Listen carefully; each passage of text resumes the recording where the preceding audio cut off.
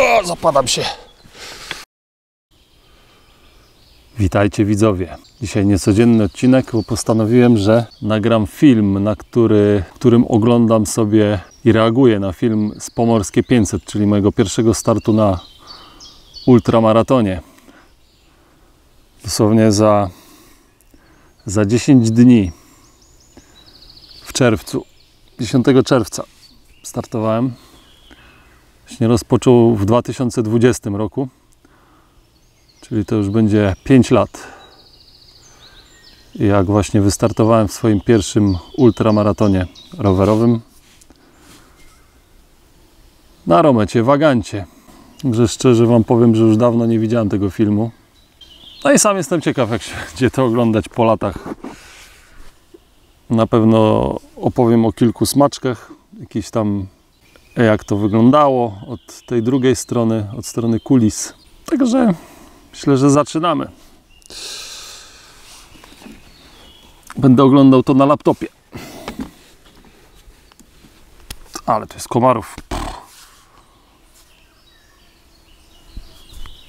Ja nie gadaj, to też jest dobry pana. Zaczynamy oglądanie. Witam wszystkich. Dzisiaj jest ten dzień. Sobie przypomnę ten dreszczyk emocji.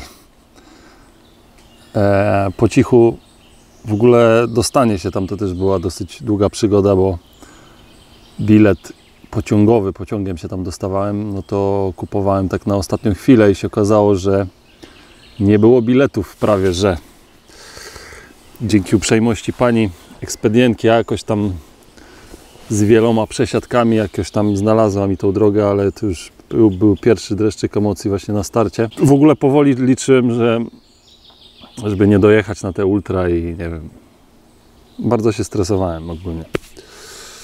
A jeszcze tym bardziej, że właśnie jechałem na trekkingu na Romecie Wagancie.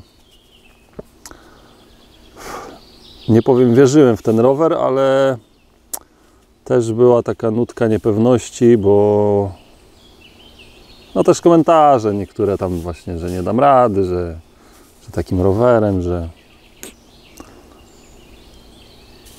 nie wiem. Ogólnie to w ogóle przed tym wyścigiem to chciałem kupić sobie MTB Marina Bobcata. Choć teraz z perspektywy czasu to byłaby zła decyzja, bo w ogóle to był rower MTB na jakimś tam osprzęcie niewiele lepszym niż ten Vagant. Rama też nie była jakaś super wybitna. No i koniec końców nie miałem kasy, nie kupiłem tego roweru i pojechałem na tym, co miałem. Dzień startu. Startuję o 10:20, także jeszcze mam dużo czasu. A jest godzina około 8. Jedno na pewno, w co wierzyłem, no to w moje umiejętności biwakowe. I to, że sobie poradzę gdzieś tam właśnie na drugim końcu Polski, to mnie właśnie podbudowywało.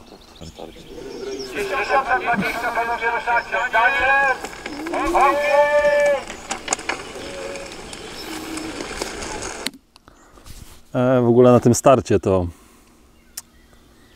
czułem się jak jakiś kosmita. Dosłownie, gdy już powoli wchodziły te gravele i tak dalej. No i właśnie niektórzy mieli te odpicowane gravele, wiecie, koszulki opięte, spodenki, markowy film, pedały SPD. No profesjonalnie wyglądali, ja to w ogóle wyglądałem, jakbym się gdzieś zgubił. No i do teraz nie zapomnę tych pogardliwych spojrzeń właśnie w moją stronę. No nieswojo się czułem bardzo. No ale było, minęło.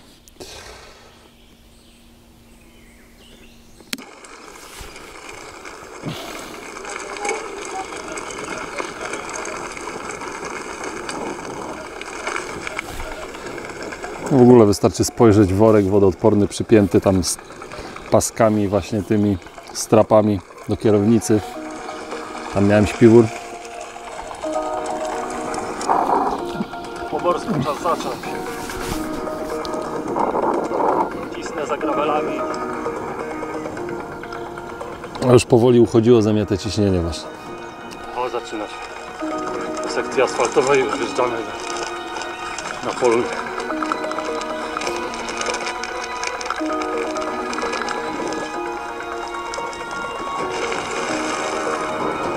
Romecik. Buty takie te czarne Adidasy. Kupiłem specjalnie na ten wyścig, takie z Chińczyka za 40 zł. Po prawo mamy piaski. A tu mamy wyjeżdżoną ścieżkę.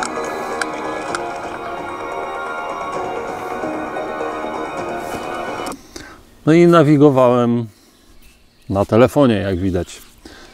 To był to Samsung S6. Ogólnie fabrycznie ten telefon bardzo słabo trzymał baterię i strasznie się namęczyłem na tym wyścigu z tym telefonem. Na koniec jeszcze mi się coś z baterią zrobiło, że pomimo podłączonego powerbanka ten telefon się nie ładował, tylko jakby utrzymywał cały czas, tylko wtedy to miał 20% i cały czas utrzymywał te 20% i nie chciał jakby się podładować. Że miałem właśnie stracha, że nie będę miał w ogóle jakiejś nawigacji. Kurde, pady.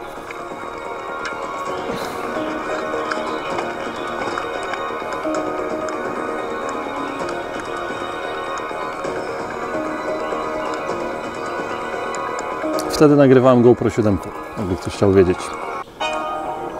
Już pierwsze dętki ludzi łapią.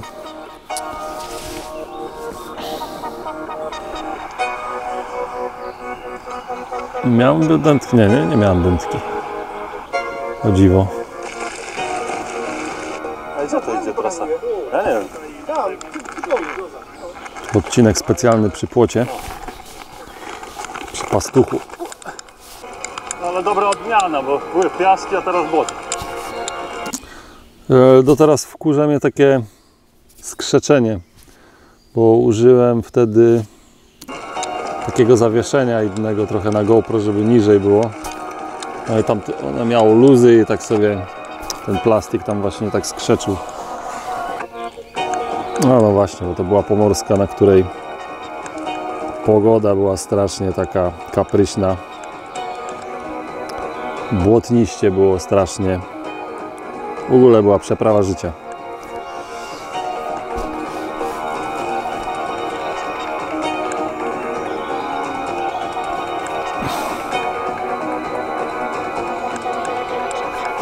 No i ciekawostka, ja wtedy jadąc ten wyścig jeszcze nie przejechałem 100 km na rowerze. Że pierwszy raz właśnie 100 zrobiłem na ultramaratonie.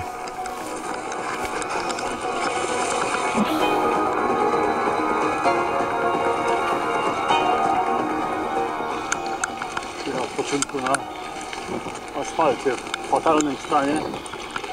Za chwilę będziemy skręcać w lewo, znowu w las.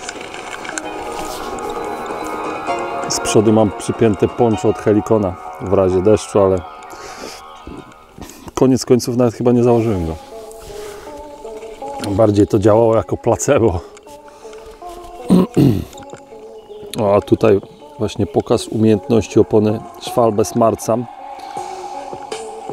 gdzie na błotku sobie jadę stabilnie, a przede mną gravelowiec, tam tańczy mu te tylne koło.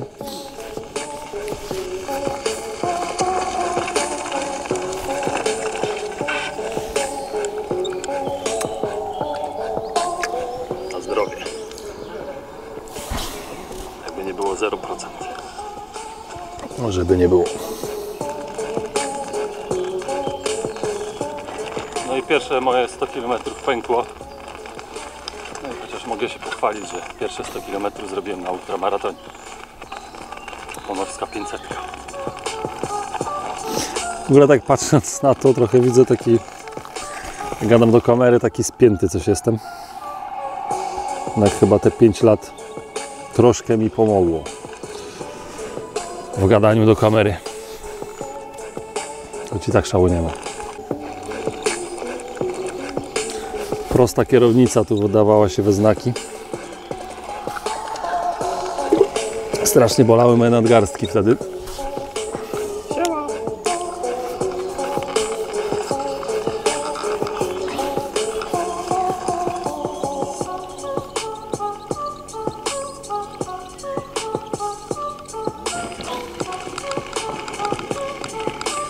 No, jak widać, super szybko jakoś, nie wiadomo, nie jadę. Ja już wtedy byłem wykończony. W klatce piersiowej. To zawał? A nie, może to od zawieszenia z GoPro.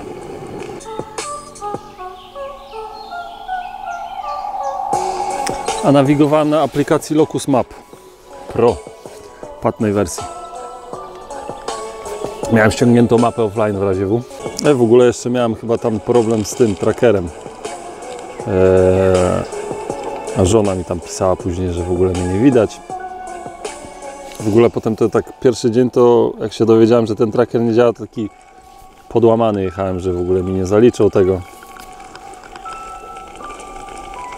To tak pod wieczór właśnie było.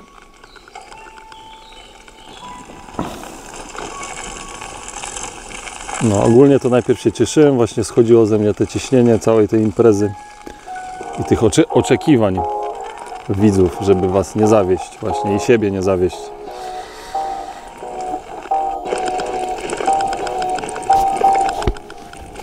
68 km z aromecikiem. Plan na dzisiaj to 200.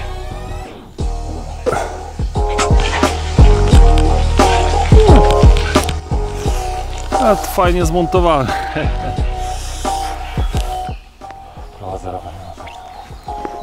To była moja pierwsza taka dłuższa produkcja filmowa.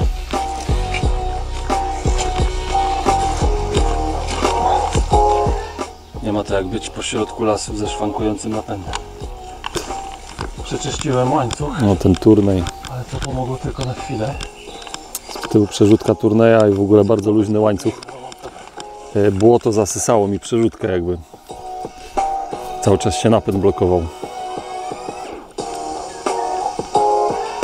No i tak co chwila i właśnie zasysało mi tą przerzutkę. Taka niespodzianka na trasie. Musiałem je czyścić, potem jechałem znowu się zabłocił i tak w kółko. Trzeba podwójnie uważać.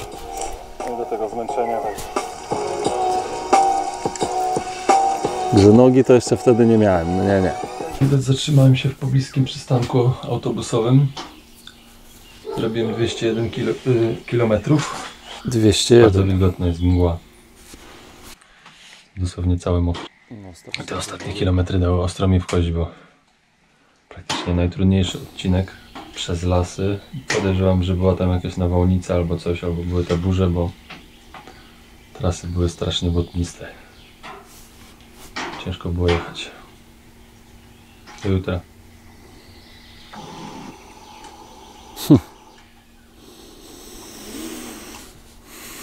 Ciekawe w ogóle na pierwszy ten wyścig wziąłem cały zestaw do gotowania. No i dzień drugi zmagań. Potem już nie brałem. Spałem sobie na przystanku autobusowym, rozwiesiłem hamak. Powiem wam, że...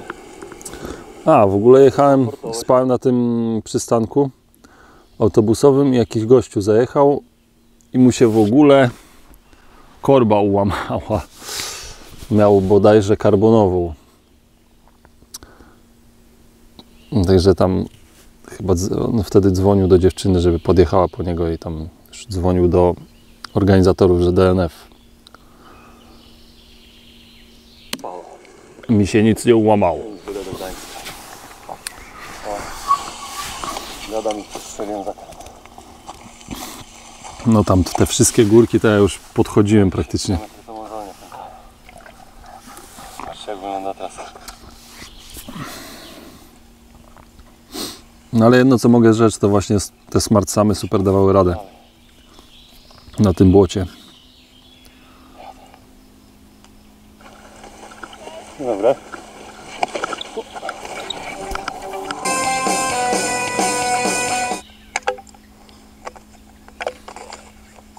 Tu właśnie pierwszy i ostatni raz miałem elektrolity jakieś w ogóle. Zabójcze te podjazdy. A dlaczego? Po tym wyścigu po prostu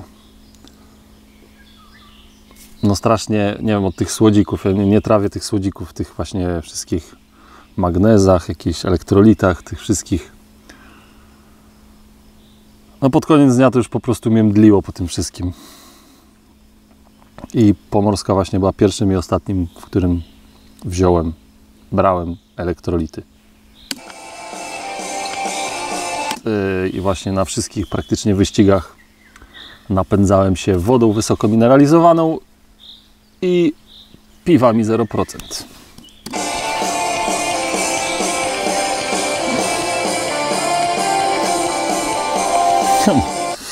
Patrzę na to.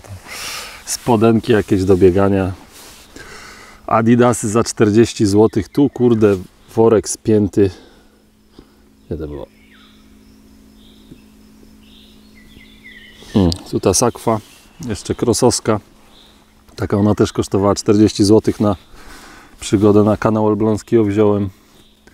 Bidony też takie tam najtańsze.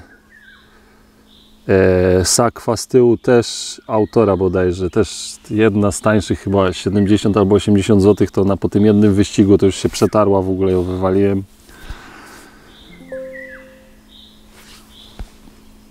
O, niski poziom baterii. Dobrze, jestem na to przygotowany.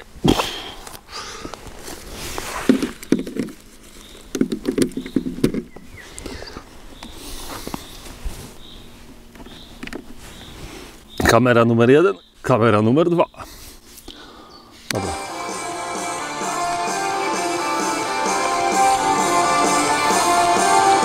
Dobra, to może przewinę, żeby ten film nie trwał tyle. O, tu właśnie te kałuże straszne.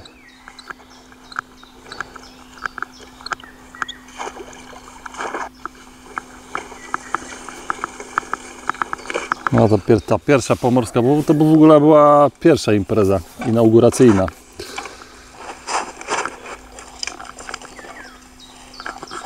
Strasznie błotnista. No jak to pomorska, bardzo przygodowa, tak praktycznie no te trasy to nie jakieś shooterki premium. Wtedy jeszcze nawet chyba nie było, nie było pojęcia pachulszczyzny.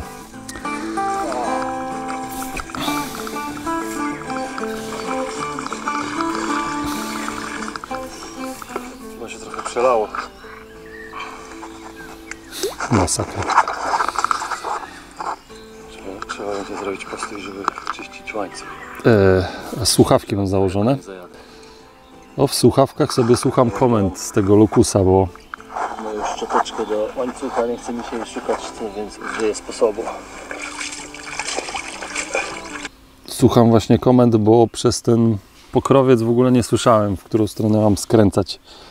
A że ekran miałem wygaszany, żeby się tam bateria tak nie zżerała, to właśnie jechałem na słuchawkach. A to praktycznie te 5 lat temu, no to co, była ta Pomorska, była Wisła. W następnym chyba roku dopiero była pierwsza Vanoga. No, także tych imprez to było dosłownie garstka. PGR już chyba był właśnie dosłownie kilka imprez na krzyż w Polsce, a teraz to...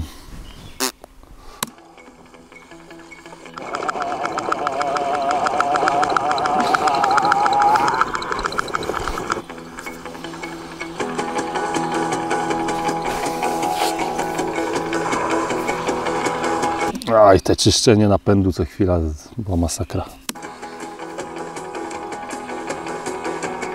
I te oliwienie na błoto, ale dawało radę. Tłuszcz zapycha na dłużej niż cukier węglowodany.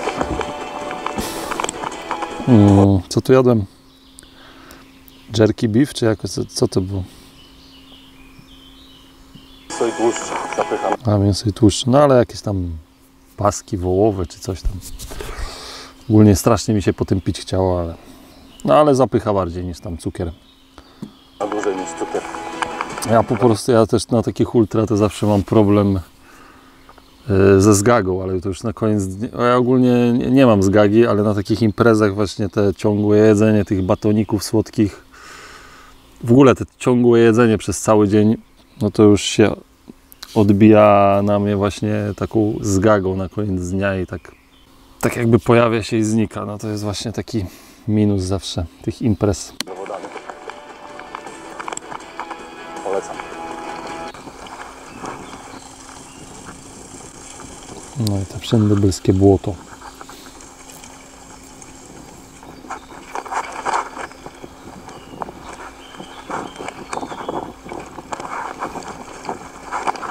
Nawet kogoś mijałem na tym wagancie. Trochę mam ból dupy. No. O to, że wy siedzicie i patrzycie, a ja muszę się męczyć. A tak naprawdę to tyłek już mi odpada. Oczywiście wziąłem ze sobą sudokrem, Wziąłem. ale Się nauczyłem po tylu latach. to jest ponad siły sudokremu. No, zresztą ten sudokrem to taki przereklamowany w ogóle. No właśnie, bolał mnie strasznie tyłek na tej imprezie i potwierdziło się to też na sentymentalnym ultra, jak pojechałem drugi raz wagantem, że długie trasy plus wyprostowana pozycja na wygodnym trekkingu, no to jest po prostu cały ciężar ciała jest po prostu na tyłku. No i przez co tyłek boli, a jak jesteś tam właśnie pochylony na baranku, czy tam ogólnie masz pochyloną pozycję, no to ciężar się rozkłada między ręce a tyłek. No i wtedy cię ten tyłek mniej boli. 86 km za mną. No to ja mam praktycznie naprawdę... No jak sobie to przypomnę, to aż mi się odechciewa. Choć jak teraz patrzę na to, to fajnie by było pojechać znowu. Tak wygląda Romecik.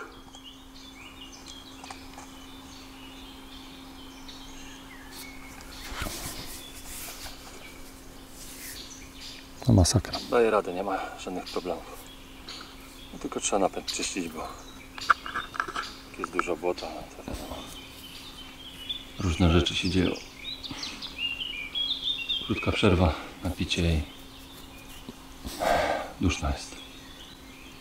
Parno.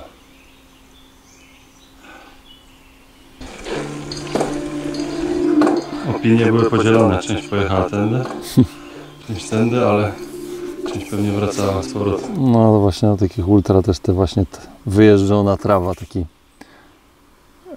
namacalny ślad GPX na trasie. I tu podnoszę całe... Ile ten rower ważył? Z 20 kg pewnie ważył.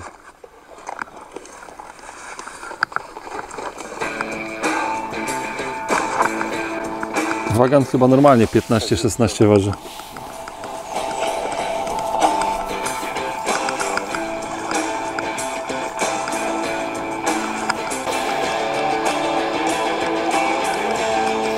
No tu już widać, jak ładuję telefon. Co chwila mi ta wtyczka wypadała, mnie wkurzała. Właśnie na tych wertepach wypadała. Może nie ma dzisiaj było zrobić 200, ale teren daje tak coś, że Ja już chyba byłem tak tu wykończony, że jak już z tych asfaltów zjeżdżałem, to ja już, jak już widziałem właśnie takie sekcje trudniejsze, to już schodziłem z tego roweru, bo nie miałem siły jechać.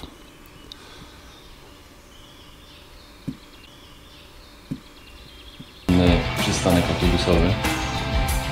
Teraz będę lotnicował w lesie. Już chyba widzę mnie gdzieś tam. No i tu miałem właśnie taką pewność, że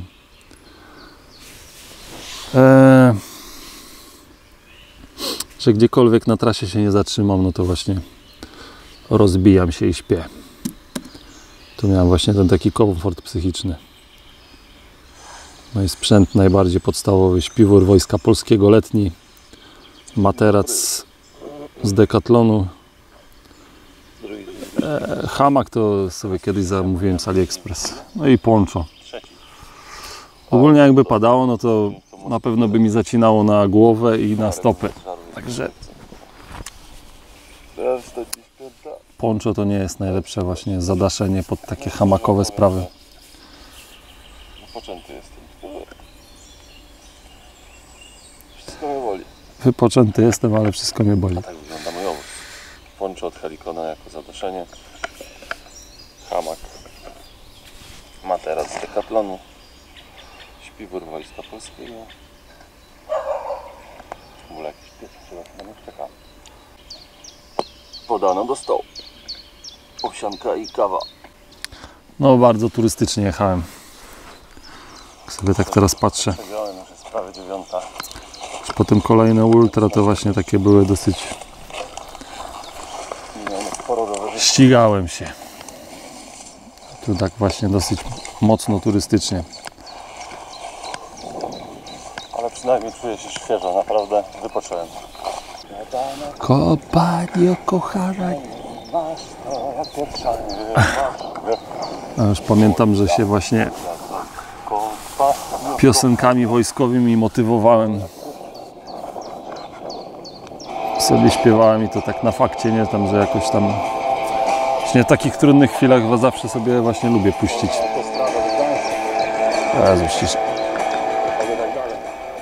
Lubię sobie właśnie puścić takie żołnierskie piosenki. Tu w ogóle przejeżdżałem przez Kaszuby. Strasznie pagórkowate, strasznie dały mi w kość. Cały czas góra, dół. Jeszcze piaski. Nie wiem, co bardziej wolałem, czy błoto, czy piach. Nieważne.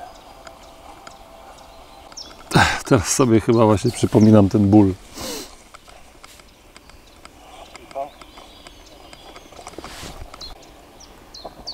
O, tu właśnie ta końcówka. Fajna trasa, ale wagankiem trochę. Tu w ogóle jak do Gdańska wjechałem, to wykończyły mi się powerbanki i w ogóle wyszłoby na to. W ogóle musiałem się zatrzymać, podłączyć, troszeczkę podładować baterię, żeby w ogóle nagrać metę, bo mi się okazało, że w ogóle bym mety nie nagrał. Dlatego taka jest dosyć szybka sekwencja, że Fajna trasa, jest ale ten wagankiem trochę nie fajnie. Gdański Park. Tu za chwilę wiadukt i tu za chwilę już plaża. To jest tak, pak i już plaża.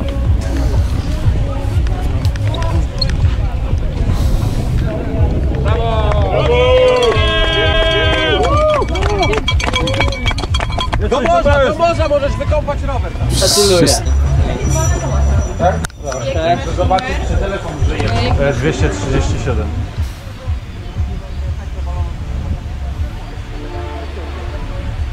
Sam byłem w szoku, że to przejechałem.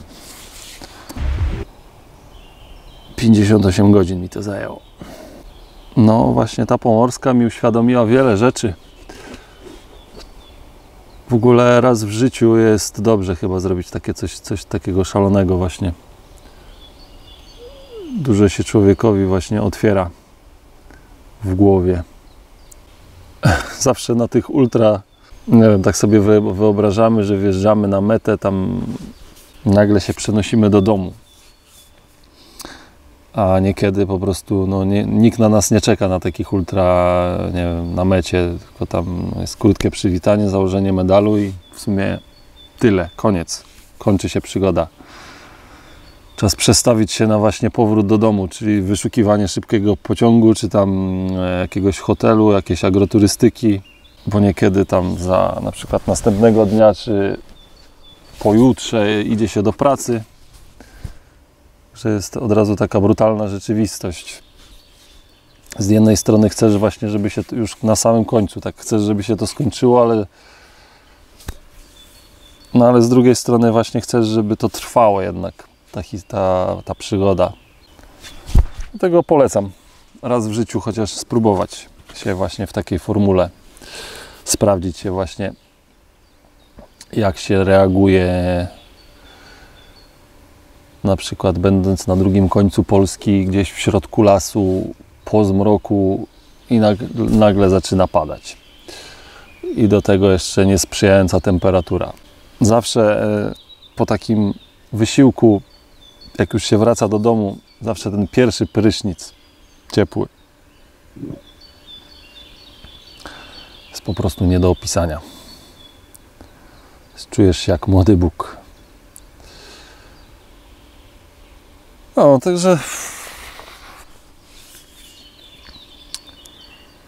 aż nabrałem chęci na jakieś ultra. Fajnie było zobaczyć mnie sprzed 5 lat. Troszkę takie mam wnioski, że trochę taki spięty coś jestem przed kamerą. Byłem spięty przed kamerą. Sprzęt to był w ogóle jakiś najbardziej podstawowy, jaki tylko mógł być. Teoretycznie lepszy miałem śpiwór, tak mi się wydawało, bo był wojskowy, no ale trochę dużo miejsca zajmował. Koniec końców musiałem go wymienić. Nie powiem, prawie bym dał się nabrać, albo dałbym się wpędzić w pułapkę właśnie taką sprzętową, że tam dużo było komentarzy właśnie takich, że nie dam rady, że musi być to, że to trochę lepsze, że to tak się nie robi, że to nie, tam co chwila właśnie jacyś ludzie, którzy wiedzą lepiej, a nie wiem, czy w ogóle cokolwiek w życiu tam przejechali i tak dalej, czy tam bardziej z forów wiedza zaciągnięta. Dlatego myślę, że po tym filmie wniosek jest tylko jeden, żeby nie czekać na ten właściwy moment, tylko pojechać z tym, co masz. Nawet nie mówię, że w ultramaratonie, ale na przykład na swoją jakąś tam pierwszą wyprawę rowerową. Po prostu pojechać w nieznane, no nie do końca w nieznanym, no bo najlepiej jest zaczynać w jakichś swoich znanych rejonach, żeby czasami czegoś nie odwalić. Żeby tam żona, dziewczyna czy rodzice nie musieli nas ściągać z trasy. No, ale właśnie ten moment jest tu i teraz. No i po tych ultra właśnie doszedłem do wniosku, że chcę zmienić rower. A jak się wszystko dalej potyczyło, no to właśnie, jak ktoś śledzi, to wie. Także to by było na tyle w dzisiejszym odcinku, tak nietypowo, z leśnego studia. Że dzięki, że dotrwałeś do końca tego filmu i zapraszam na kolejne. Na razie.